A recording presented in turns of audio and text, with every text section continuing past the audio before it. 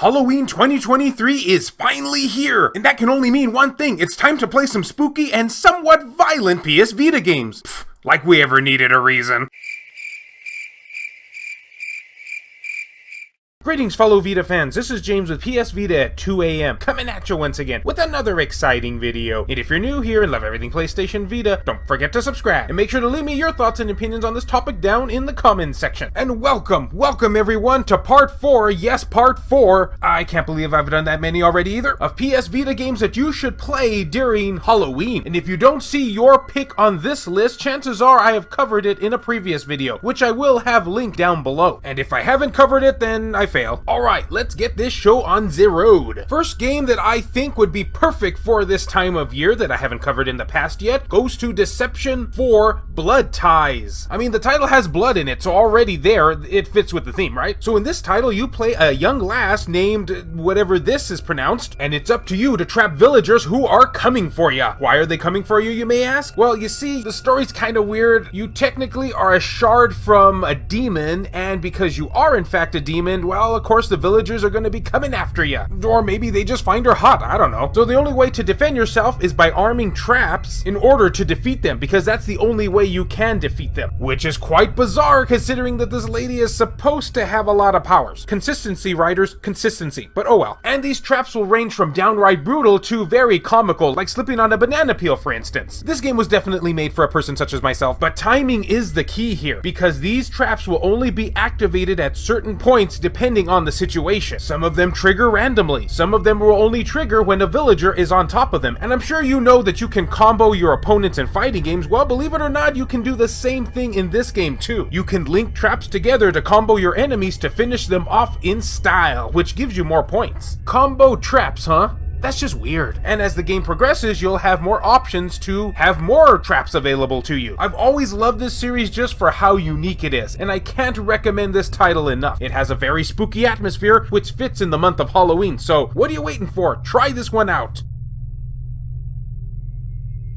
Things are getting more and more frightening here, so let's continue this tradition with Hatodoloniki. I mean, look at the way they spell this thing. How the heck am I supposed to pronounce that? The Firefly Diary. Well, I can pronounce that. In the depths of a labyrinth ruin, a young girl named Mion rises from a deep sleep, lost, alone, and with no memory of how she got here, or where her parents are. She is greeted by two fireflies, one composed eternally of light, and another who lurks among the shadows. Now, for anyone out there who has played A Rose in the Twilight, which, coincidentally enough, I covered in a previous Halloween video, you'll feel right at home here, because the same rules basically apply. But if you think you take control of the main character Mion, well, think again, because in order to escape this puzzle platform game from this dark, evil labyrinth, it's up to you to control the two fairies and guide Mion to the surface. Now, I will say here that this game might not be for everybody, because it kinda does sorta play like Escort the game, and I know how a lot of people feel about escort missions, though have no fear, there will be no Leon screaming in this one. And that's pretty much what this whole game is about. You don't control the main character, you just have to kind of manipulate her movements in order to solve the puzzles and make it to the top. But still, with a very moody atmosphere, creepy monsters, this is a perfect one to play on Halloween. In fact, fun fact here, it was actually bundled with another horror game for its physical release called Yamawari. So you know this game is all about quality. And spooky fun too. And it's a Halloween video, of course it has to. Epic Mickey 2 be our next game. Okay, I know what you're thinking at this point. What, James, really? A Disney game? You're gonna be including that with your Halloween special? Well, have you actually seen the way this game looks? I mean, this is Donald and Goofy from this game. What the heck is going on here? Not that I'm saying Disney is ever not accustomed to making their cartoons a bit on the edgier side in the past, and nearly frightening me to death as a child, but I digress. So in this game, you join Mickey and Oswald in an epic battle to save the magical world of Wasteland and change it forever, which is kinda creepy. Interact with your favorite characters like never before seen in this most heroic adventure yet. And what all this boils down to is a sort of spooky, twisted Disneyland. You control Mickey with his magic paintbrush, and it's up to you to essentially clean up the land. I guess in a way you sorta can say it kinda plays like Super Mario Sunshine. Kinda, sorta, but not really. Just a bit more demented. But it's a really fun platformer, and the paintbrush really adds a lot of dynamic to what you can do in the world. And one of my favorite parts about this game is the 2D side-scrolling levels because they are just basically a love letter to Disney fans out there, especially if you grew up with a lot of these old school cartoons much like I did back in the day, and nearly frightening me to death as a child, with huge bosses, engrossing storyline, and a very unique character design, let's just say that. You're certainly in for some spooky thrills with this one. Oh, and do y'all remember that old skeleton dancing cartoon from Disney back in the day? It's actually bundled with this game for some odd reason. I, for one, will never abandon my Japanese import collectors. That was a segue. Due to the fact that the next game we're going to be talking about is a Japanese-only horror exclusive. This game is called Occult 9. Well, technically speaking, it's called Occult 9. There are no such thing as a cult. It can't be disapproved all by science. Only the ones who have accepted everything can get the right to know the truth. But for the sake of time, we'll just call it Occult 9. Truth be told, this is a game I've been wanting to talk about for quite some time, but just never had the opportune video topic to talk about it. But now I do. Oh yes, and this is the official cover art for it.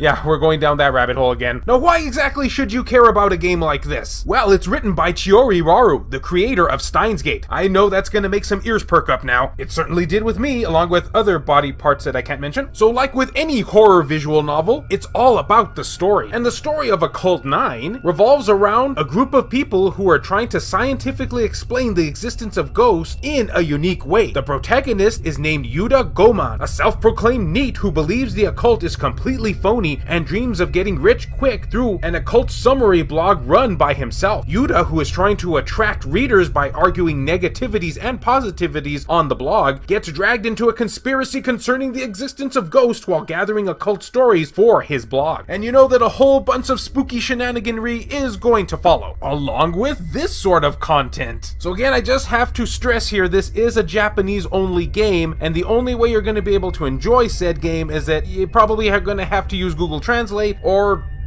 understand Japanese, I guess. But for any of those who are willing to do so, you're in for a fantastic experience. There's a lot of English with Google Translate, as we expect, but still, it's worth it just to play this one. Though if you're not willing to go through all that stress, there is an anime version of this title, which basically this game is an adaptation of. So you have some options right there. I shall now leave you with this pick.